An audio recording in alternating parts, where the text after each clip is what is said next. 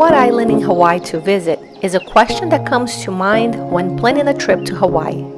Should I choose the urban vibes of Oahu, a laid-back outdoors adventure in Kauai, the various climates on the Big Island, or the many adventures that Maui has to offer? Join us today on Travel Time and let us know if Maui is the right island for you as we share with you our top 10 favorite things to do on the island of Maui, Hawaii. Known for its world-famous tropical beaches, amazing food, great snorkeling, and tons of adventure, the Valley Isle, as Maui is known for, has a little bit for everyone. Holding place as the second largest of the Hawaiian Islands, there are lots to do in Maui, and it was difficult to choose only 10 top favorite attractions. Please leave us a comment if your favorite place in Maui didn't make it to our list. We will be sure to check it out next time we visit this beautiful island. Coming in at number 10, relax at the beach. I know, total relaxation might be the number one thing to do on many people's travel list, but we are in Maui. And if this island had a middle name, it would be Adventure. You really have to go out of your way to just relax at the beach if you are a mild thrill-seeking traveler like I am. In Maui, there are many beaches to choose from. On the south of Maui, you can find the Wailea Beach with its calm waves and upscale vibe.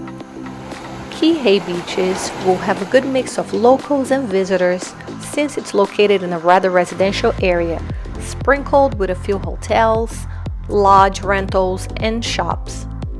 On the west side of Maui, Kapalua Bay won't disappoint, since this beach was ranked as one of the best beaches in America.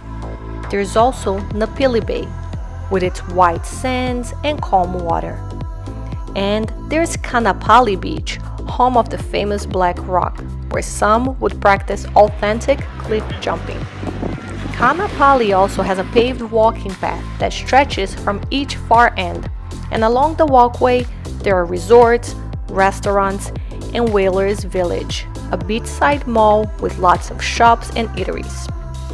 If you look closer, the beaches that I mentioned here are on the leeward side of Maui, which is the west and south side of the island.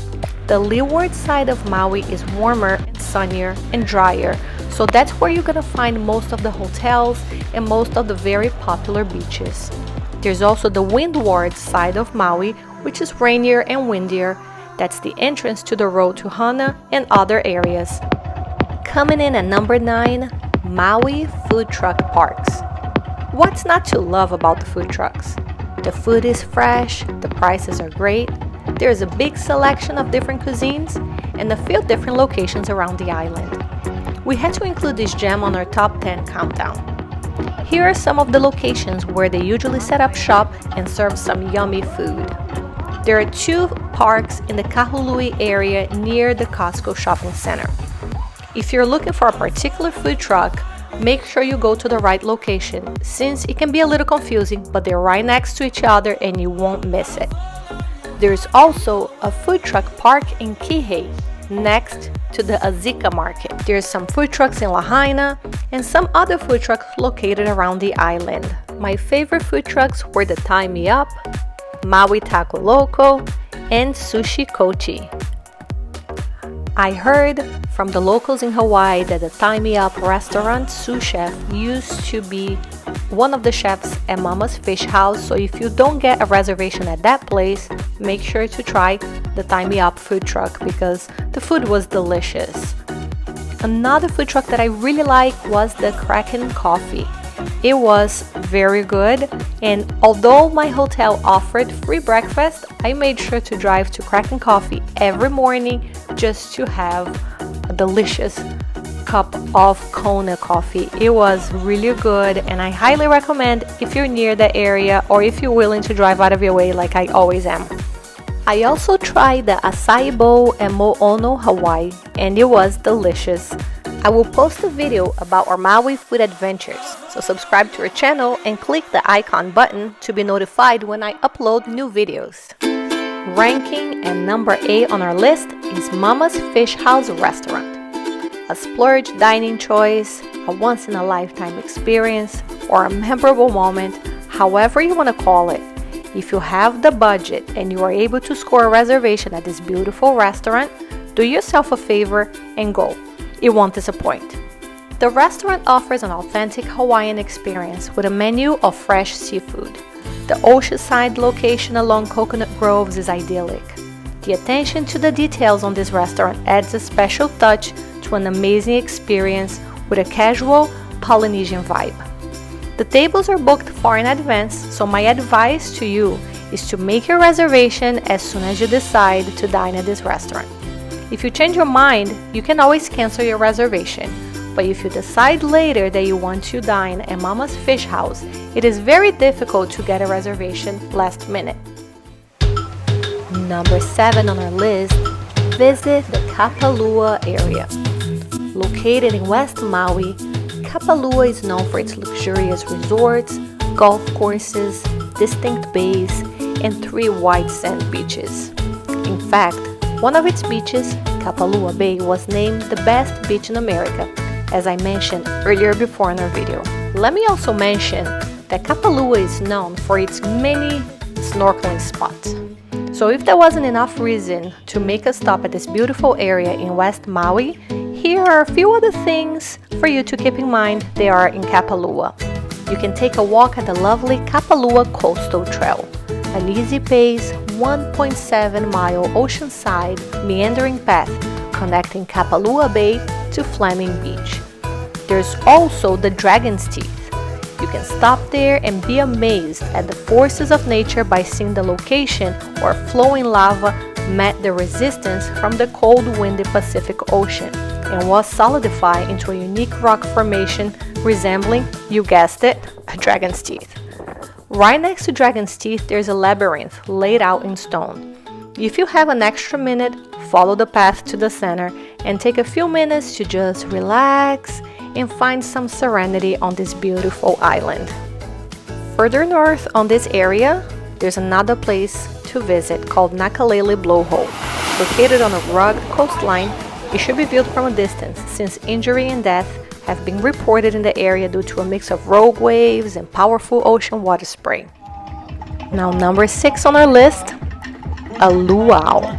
If one of the best ways to understand a culture is through its music, cuisine, dances, and beliefs, a luau must be a great way to understand the Hawaiian culture.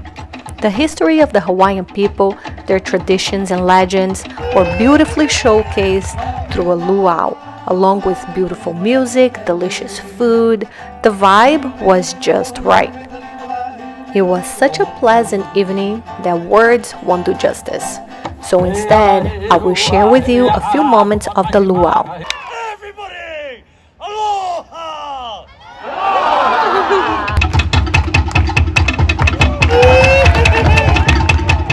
Number 5 on our list, Lahaina Town. A popular coastal town buzzing with restaurants, shops, art galleries, and lots of Hawaiian history. While it's easy to get carried away by the eclectic vibe of Lahaina shops and restaurants, the historic town has a lot more to offer. Being the location where Maui first had contact with the outside world, many industries such as whaling, pineapple, and sugar crops were first introduced to the island through Lahaina. The town is also the place where the royalty was born. Front Street, also known as the King's Road, was a place where only kings and queens could stroll. Another famous landmark of the town is the banyan tree, the largest banyan trees in the United States, covering nearly an acre. A few steps from the banyan tree is the Lahaina Lighthouse, built to help guide whaler boats safely into the harbor. Nearby, there's the remnants and the marker of the brick palace of Kamehameha I and the Hauloa stone, a stone in the shape of a chair believed to have healing properties by the ancient Hawaiians, and also to be the royalty birthstone chair. Stop by the Lahaina Visitor Center in the Lahaina Courthouse next to the banyan tree and grab a map to visit more historical places in this beautiful town. Number 4 on our list, Yao Valley. A beautiful lush valley with towering emerald peaks located in central Maui. This is the location of the Yauniro, an iconic outcropping eroded by the power of nature, jutting up into the sky, showcasing its unique emerald foliage. Dramatic, right? Well, the Yao Valley is a place that can't be missed. You can take an easy 0.6 mile long hike to the observation deck, where you can get an incredible view of the valley and overlook the streams that run through it.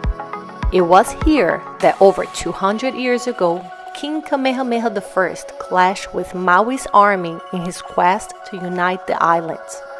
A battle that ultimately changed the course of Hawaiian history. Today, Yao Valley is recognized as a very special place for its spiritual value, dramatic tropical foliage, and spectacular scenery. It is a beautiful place to connect with nature and learn more about Hawaii's culture. Yao Valley is a treasure that can be easily accessed by anyone. Just keep in mind that there will be a few steps to get to the observation deck. While most people don't spend a lot of time here, it is a must-see. And now a constant reminder, please help care for this sacred place and show respect if you visit this special area. Mahalo. Number 3 on our list, snorkeling. Maui is considered to be one of the top places to snorkel in the world, with so many locations in West and South Maui, and for the more adventurous at the Molokini crater, chances are you will be able to watch some pretty amazing sea creatures swimming along with you. I was able to snorkel on 3 different locations, and I will share with you a little bit about each snorkeling spot, as well as share other spots to check out in the island. Kapalua Bay is a popular summer snorkeling spot. The waters are very calm in the summer, but in the winter it gets rough, so make sure you are there at the right season. You get there early since the parking lot is small, and the path that leads you to the bay is beautiful and located in a sacred area, so remember to be respectful and stay on the marked path. The bay is rocky, so you have to find an area to get into the water, but once you are on the water, the marine life beneath is amazing. Kaanapali Beach at the Black Rock was a very convenient place with an easy access from the sand. This is the place where I saw the most sea turtles. They were swimming by every few minutes, and sometimes 2 sea turtles will pass each other. It was pretty cool. One thing to remember is that this area gets very crowded because there are a lot of resorts around this area. There's also the Wailea and Lahaina beach areas, which had great snorkeling experience. Now, a couple huge requests. Don't touch the sea turtle when they swim in front of you. It's not good for them. We're not allowed to do that.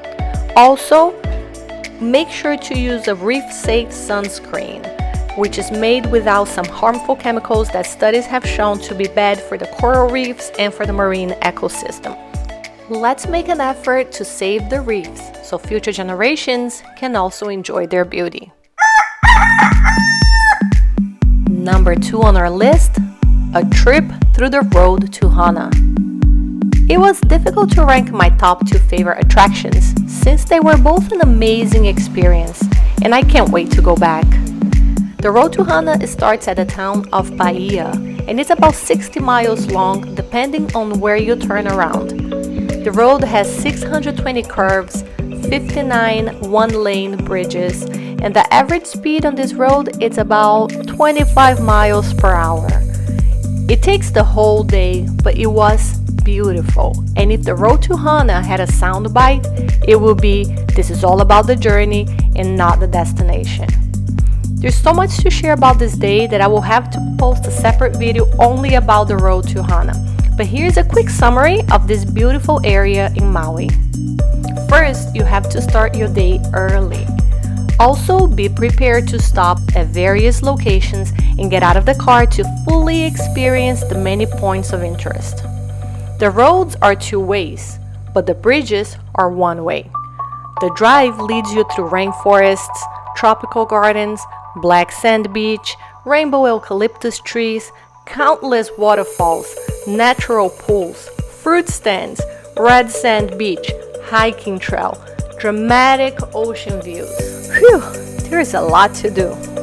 My advice is to take a look at the various places on the road to Hana and pre-plan the stops that are important for you and your travel group, since stopping at every single stop in one day is virtually impossible. I drove on the road to Hana 1 week apart from a dear friend's visit to Maui.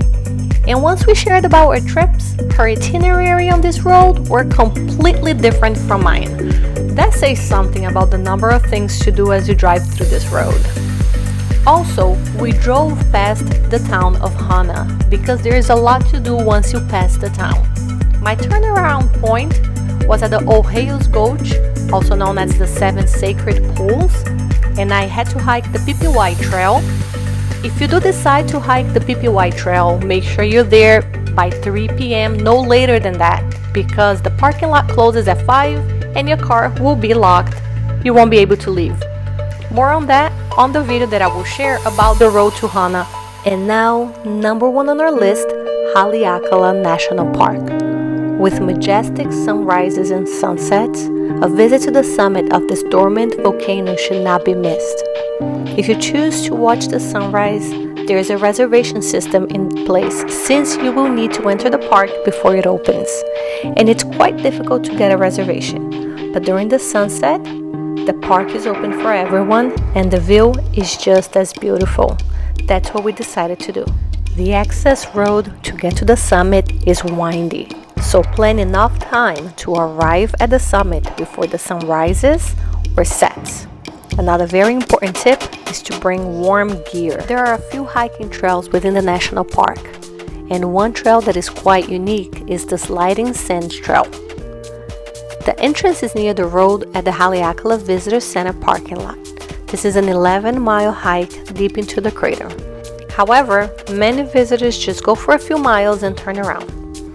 On this trail, you'll be able to see the native Haleakala silver sword, a rare Hawaiian plant that grows at 5,000 to 10,000 altitude. You'll also pass through some cinder cones and be in an area so unique that it almost feels like you are in another planet.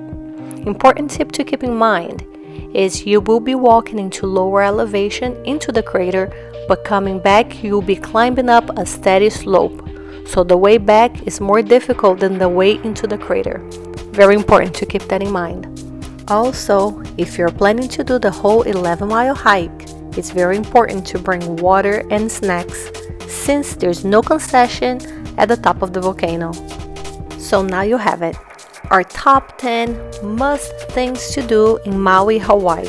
Please subscribe to our channel to watch more of our travel videos, and also leave us a comment. Let us know if you've been in Hawaii, if you want to be in Hawaii, what would be your favorite thing to do, or what was your favorite thing to do? We would love to hear from you. Also, please ask your friends to subscribe, share our video, we'll really appreciate it. And now, I'll leave with you some more fun moments of this fun trip that was Maui, Hawaii. Subscribe to our channel and we'll see you guys on our next adventure. Thank you for watching Travel Time.